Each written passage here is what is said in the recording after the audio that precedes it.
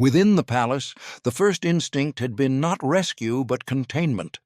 Doors had been guarded, servants had been moved, and the sick room had been reduced to a short list of permitted hands. The body itself had become evidence that could not be trusted. A physician who insisted on examining the vomit, the pulse, the tongue, or the urine risked becoming part of the story. So treatment had been filtered through intermediaries and private notes. In Florence, that control meant power. That logic failed the moment the household tried to act quickly. Each measure taken to protect a reputation created a new leak. A chamber pot carried out at the wrong hour, a laundry bundle sent to a public washer, a messenger delayed and forced to explain why. Meanwhile, the convulsions forced repeated doses of comfort drinks and antidotes, and every cup required a chain of trust that no longer held. The longer the crisis lasted, the more people touched the evidence, and the less any future inquiry could untangle. Before dawn, courtiers had started drafting two versions of events, one for allies and one for rivals, because the first letter that left the palace set the frame. If the death became a medical failure, physicians could be sacrificed. If it became a crime, the court had to prove it without exposing its own methods. The immediate solution had been speed, controlled burial, restricted access, sealed records. But speed closed another option. Once the body disappeared, proof did too, and suspicion became the only currency left. In 15th century Florence, the Medici climbed before they ruled. They did it with contracts and credit, tying guild leaders and office holders to them through deposits, dowries, and debt. Influence traveled by messenger and ledger, but it also traveled by invitation. A banker who hosted the right supper, arranged the right marriage feast, or placed the right servant in the right household gained something money alone could not buy: routine access to private rooms, private meals, and private weakness. That access came with a problem that banking could not solve. A loan left a record. A banquet left only witnesses who depended on the host. In elite houses, food moved through many hands: purchasers at market, cooks at the hearth, cup-bearers at the table, pages carrying fruit and sweet wine between chambers. The same channels that proved friendship also offered a quiet way to cause harm without a blade. And once suspicion touched a household, every servant became both asset and liability. Florentine custom helped hide the line between care and attack. Kitchens relied on spices, sugar, and imported preserves, prized because they masked bitterness and stretched freshness. Apothecaries supplied syrups and electuaries that entered pantries as health. A sudden stomach collapse after a rich meal sounded plausible, and physicians often treated it with more of the same compounds that might have caused it. The mechanism made accusation risky. To name poison, a family had to expose its own table, its own servants, and its own bargains, things it could not easily replace. Once the Medici held office and patronage in their grip, opponents learned that public knives produced public martyrs. A street assault brought witnesses, trials, and retaliation. An ambush could be traced to a faction. So pressure shifted into forms that left no culprit to seize: a fever after a visit, a stomach collapse after a shared meal, a decline blamed on age. In councils and churches, enemies spoke of fortune and sickness, not plots. That change forced the family into a defense that had no clear end. A guard at a door could stop a blade, but he could not read a cup. Protection now depended on routines inside the household: who bought the food, who stored it, who carried it, who served it, who held the keys. The more the Medici tried to narrow those steps, the more they created bottlenecks, and every bottleneck created a single point of failure. In response, inner circles hardened. Tasters appeared before certain dishes reached the table. Trusted stewards watched pantries and cellars, favored apothecaries, supplied remedies, and kept private accounts of what entered the sick room. These choices reduced the number of hands, but they increased the power of the hands that remained. A servant who controlled a cup, or a healer who controlled a dose, held leverage that no rival in the street could match, and the dynasty could not easily replace them without admitting why. Those inner circles turned toward the city's most practical experts, the apothecaries. In Florence, their shops sat in plain sight, stocked with pepper and sugar beside costly imports like saffron, myrrh, and opium, weighed on small balances and recorded in account books. Remedies moved fast because elite households demanded them fast. Purges, syrups, stomach powders, and theriac-like compounds taken as protection. A noble family could not admit fear of poison, so it ordered health in bulk. That demand rewarded discretion more than skill. The same shop that supplied a cough syrup also handled corrosive sublimate for skin treatments, arsenic compounds used in pest control, and strong purgatives that could ruin a body if measured wrong. Small differences mattered, and measurements often happened out of sight, wrapped in paper twists or stirred into sweetened wine. Because an apothecary's trade relied on secrets, even a loyal steward struggled to prove what entered a jar once a seal broke. A new market followed the risk. Rare substances gained value not only for what they cured, but for what they could imitate. Violent stomach illness, sudden collapse, a fever that looked ordinary until it killed. Clients learned to ask for blends that left no obvious trace, and sellers learned to label dangerous powders as harmless ingredients, sheltered by the language of medicine. By the time a sickbed demanded answers, the supply chain itself had become the alibi, and protection depended on the very commerce that made betrayal easy. Once dangerous powders moved through respectable shops, the most useful death was the one that looked ordinary. Courts and councils needed rivals removed without trials, and the safest method was an illness with familiar signs. A fever that rose in stages, a violent stomach purge after a meal, a collapse blamed on corrupted air. Households helped by controlling what outsiders saw. Symptoms got described in letters as common sickness, and the timing of visits, prayers, and notices got managed like state business. But staging a natural end demanded choices that trapped the people doing the staging. A family could not call in many physicians without creating talk, so care narrowed to a small circle whose notes stayed private and whose presence could be explained away. That made error indistinguishable from intent. A purge that went too far, a cordial mixed too strong, or a bleeding ordered at the wrong hour could kill as surely as any poison, and afterward the same secrecy that protected reputation also erased a clear defense. Secrecy stopped being a reaction and turned into policy.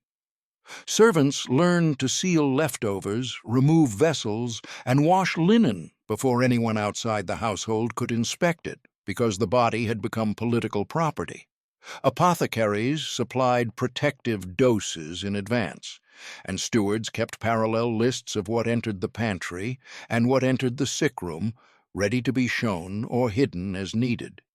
That practice closed a door that was hard to reopen.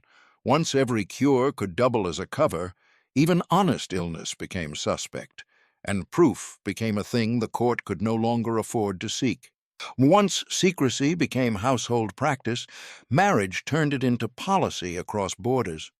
Medici daughters and sons left Florence with chests of linens, plate, and health supplies, and the escorts who carried them also carried instructions: who handled keys, who tasted first, which apothecary could be trusted.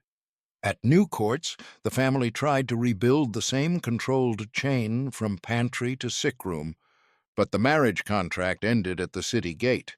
Inside another palace, they entered someone else's kitchens. Foreign households did not share Florentine routines. A bride arrived with a small Tuscan staff, then watched it absorbed, dismissed, or outnumbered by local servants loyal to a different master. Purchases came from unfamiliar markets, measured in different weights, passed through stewards who answered to the host court, not to the Medici.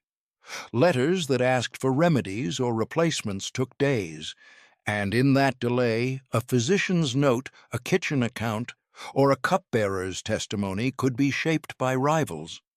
Control weakened the farther it traveled, and it did not come back quickly. That distance changed what poisoning meant. A sudden stomach collapse in Florence threatened one faction.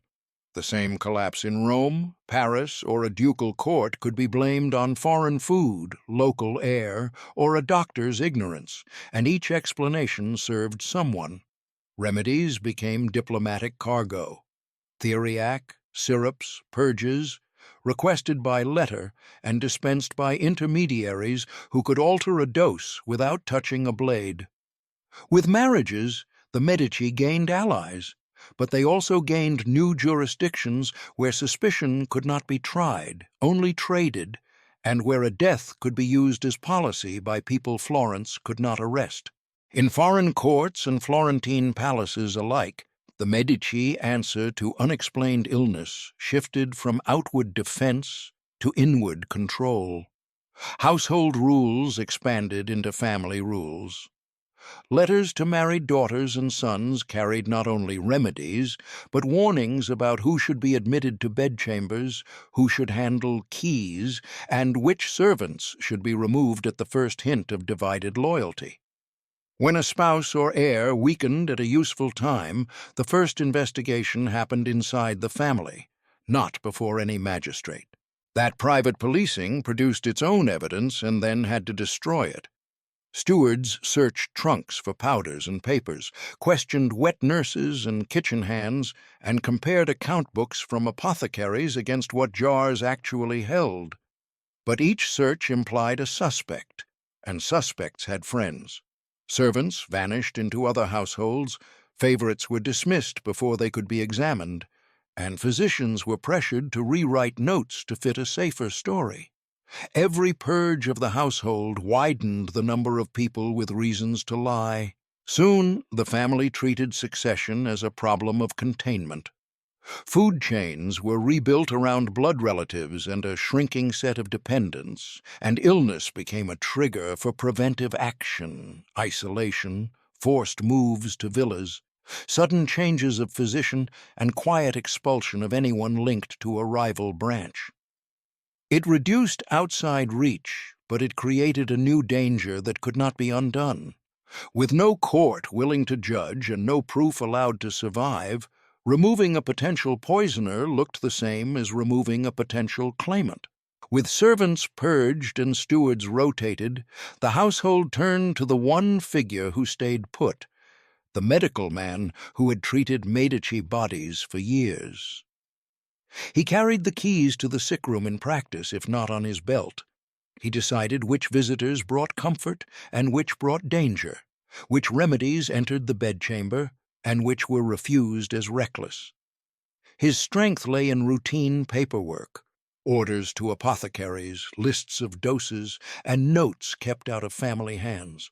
That arrangement solved one problem and created another. When illness struck at a convenient moment, every act of care also fixed the story.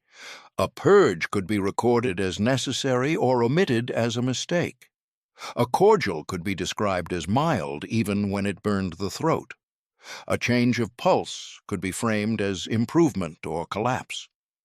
Other physicians arrived late or not at all, and without independent notes they could not challenge what they had not seen. The family lost the ability to check its own defenses. In practice, the expert became a gate that succession had to pass through. If an heir looked recoverable, treatment continued and access opened. If recovery threatened a faction, the record could show the case as hopeless and the door stayed shut. Timing mattered. A delay in calling a confessor, a refusal to bleed, a final dose given in private, each choice shaped who inherited and when.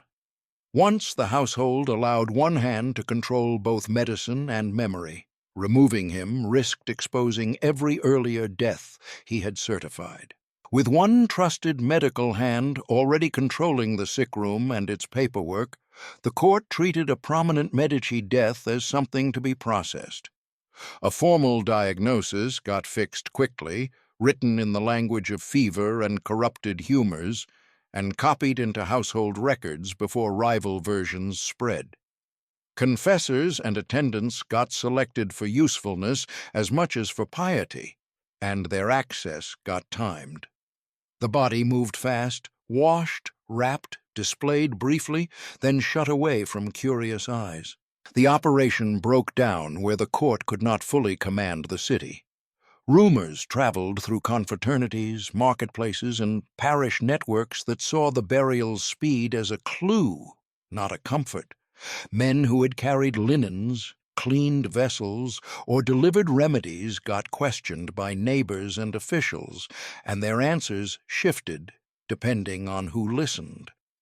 To stop that drift, stewards pushed for signed statements, dismissed servants before they could be called again, and pressured physicians to align their notes. Each correction left a new seam. Privately, the hunt for a culprit became an audit of the household itself. Apothecary bills checked against empty jars, kitchen accounts matched to missing spices, locks changed, keys reassigned.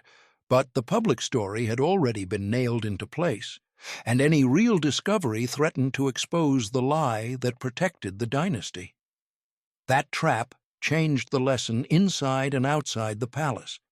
If an official account could be rewritten by order, then truth became a tool, not a fact, and death became something a court could manage on paper, whether or not poison existed. In the sick room, the convulsions forced decisions that had already been rehearsed by custom. A small circle handled the cups, the linen, the chamber pot, and the notes, while everyone else got kept outside the door. The court fixed the illness into a familiar frame: violent purge, rising fever, corrupted humors, because a named sickness moved faster than a question. Orders went out to apothecaries for cordials and antidotes that sounded protective, not fearful. But the tighter the circle became, the less it could prove even to itself. Each dose arrived as a folded paper, a sealed jar, a sweetened wine, and the proof of what it contained ended the moment it got poured. Physicians who might have disagreed had arrived after the worst hour or had been refused entry, and their absence became part of the defense. Servants who had seen too much got dismissed or reassigned, and with them went the only uncoached memory of timing and handling. So the final safeguard stopped being an answer and became a fog. The court kept multiple lists: what it ordered, what it claimed it administered, what it allowed outsiders to hear, because a single clean record created a target. That practice made accusation easy and conviction impossible. Rivals could point to the speed, the sealed vessels, the missing witnesses, and the rewritten notes, and nothing could settle it. In that system, doubt served as protection, and every Medici death carried the same usable uncertainty.